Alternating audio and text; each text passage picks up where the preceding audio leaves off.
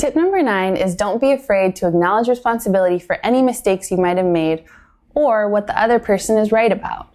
These gestures help build momentum going forward.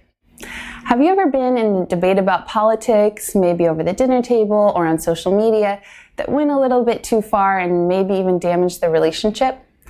What if, instead of waiting for the other person to apologize, you take responsibility for your piece of the exchange that went too far?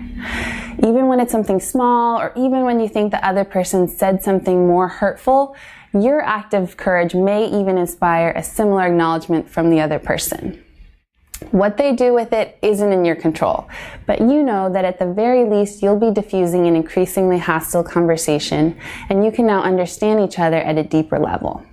So, after acknowledging what you got wrong, when you're actively listening, that was tip number 5, you can actually hear what the other person is right about. I once was making a really passionate argument for why my view on a policy was the right one, and the person I was talking to had a statistic on hand that they pulled out just to take me down. Instead of bulldozing what they had said, I paused, and I told them that honestly they had made a really good point. My shift in tone helped shift theirs too, and while we didn't convince each other of everything, we both acknowledged that the other person had helped us see the issue in a new way. Most of us will change some of our political views in the course of life, and there will always be a friend or a family member there ready to remind you of things that you used to say that you now regret.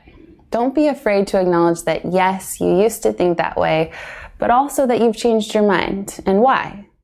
So in the next political talk you get into, hold off on convincing, listen for what you got wrong, and let them know what they got right.